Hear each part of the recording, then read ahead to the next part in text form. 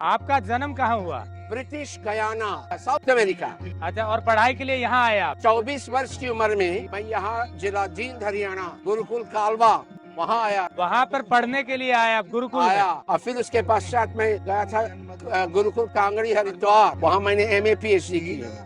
इन सब जगहों पर मैंने संस्कृत विद्या प्राप्त की और वहाँ जाकर के न्यूयॉर्क में, जहाँ मेरे माँ बाप सब लोग रहते हैं, मैंने वहाँ एक गुरुकुल को खोला और वहाँ खोल करके फिर मैं अपना जन्म वाला देश ब्राजील के बगल में जो गयाना है उसमें जाकर के एक दूसरे गुरुकुल को खोला, जिसके लिए मैं छात्र और अध्यापक खोज रहा हूँ। इन हमारे विवाह में एक मंत्र आता है, जब एक दूसरे का कंधा को छू लेते हैं और कहते हैं ओम मम व्रते ते हृदय दधामी, मैं आपके हृदय, वो कहता उसको, ये कहती है उसको, मैं आपके हृदय को अपने वैवाहिक व्रतों में मैं लेता हूँ। ओम मम व्रते ते हृदय दधामी मम चित्तम अनुचित्तम ते अस्तु। ऑर्डिनरी मैरिज में मूल्य, वैल्यूज, संस्कार नहीं है, ईश्वर नहीं है, माँ बाप नहीं है। अरे ईश्वर के लिए जगह नहीं, ओम के लिए जगह नहीं है, स्वाहा के लिए जगह नहीं, माता पिता आशीष दे इसके लिए जगह नहीं, तो कैसे बचे? हमारा यही ध्येय है, यही प्रयोजन है कि परिवार ना टूटे। परिवार ना टूटे तो समाज बड़ा strong. If families are strong, then the society is strong. If the society is strong, the country is strong. And when the country is strong, everybody is happy. आपके फोरफादर यहाँ से गए? बस्ती, उत्तर प्रदेश, देवरिया गोंडा बस्ती। आपके ग्रैंडफादर गए थे? दादाजी बस्ती से गए और आप वहीं पैदा हुए। आपके पिताजी? मेरे पिताजी वहाँ पैदा हुए, मैं पैदा हुआ और मेरे बाद 2-3 और पीढ़ियाँ पैदा हुई। और हम लोग अपने को उतने भारतीय मानते हैं जितने आप लोग अपने को मानते हैं।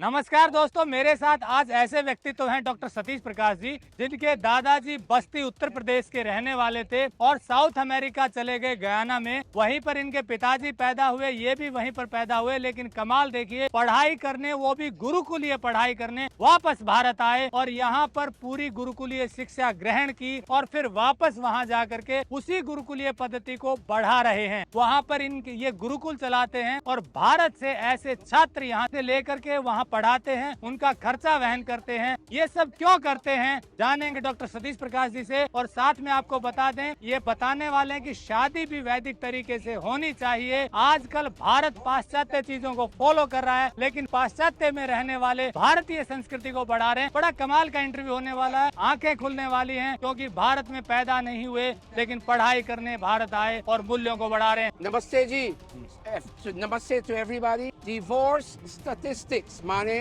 संबंध विच्छेद सांख्यिकी, अर्थात जिन जिन लोगों ने विवाह करके अपने वैवाहिक संबंध को तोड़ दिया, ऐसे लोगों की संख्या विदेशों में, भारत में भी, लेकिन विदेशों में बढ़ती जा रही है। कारण कि एक दूसरे का महत्व नहीं समझते, पति और पत्नी, पति का महत्व, पत्नी का महत्व नहीं समझते हैं और एक दूसरे के प्रति आकृष्ट होकर के संबंध बनाते हैं। ये नहीं जानते कि विवाह, जिस चीज को हम मैरिज, वेडिंग कहते हैं, विवाह कहते हैं, उसका क्या मतलब। हम लोग जो वैदिक है, जो हिंदू है, जो आर्य है, जो सनातन है, विवाह जो विशेष रूप से दुल्हा अपनी दुल्हन को पिता के घर से अपना घर ले जाते हैं, उसी को विवाह कहते हैं। ये नहीं समझते।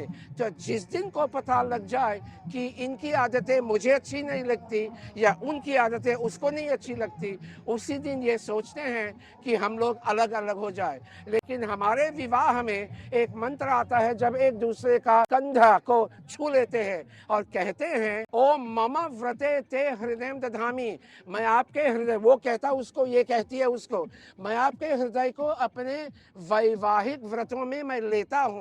ओम मम व्रते ते हृदय दधामी मम चित्तम अनुचित्तम ते अस्तु, मेरे चित्त के अनुसार आपका चित्त हो, अर्थात मेरे विचारों के अनुसार आपके विचार हो। मम वाचम एकम नाजुषस्व, आप मेरी वाणी को ध्यान पूर्वक सुने, या आप मेरा नाम लें, मैं ध्यान पूर्वक सुनूं।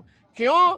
क्योंकि प्रजापतिष्ठवा नियुनक्तो मह्यम, ईश्वर ने आपको मेरे लिए और मुझे आपके लिए नियुक्त किया। अर्थात इस संबंध में ईश्वर के लिए बहुत बड़ा स्थान है। तो भाई जी, इंटरव्यूअर, विदेश के लोग इन चीज़ों को नहीं समझते। जो लोग राम और सीता से जुड़े हुए हो, जो लोग कृष्ण और रुक्मणी से जुड़े हुए हो, जो लोग महर्षि दयानंद के Sanskar Vidhi, the science of creating a new generation, एक नई पीढ़ी को बनाने का जो विज्ञान है, अर्थात ऋषि दयानंद की संस्कार विधि, जो लोग इस विद्या को समझते हैं वे ही लोग सफल हो सकते हैं।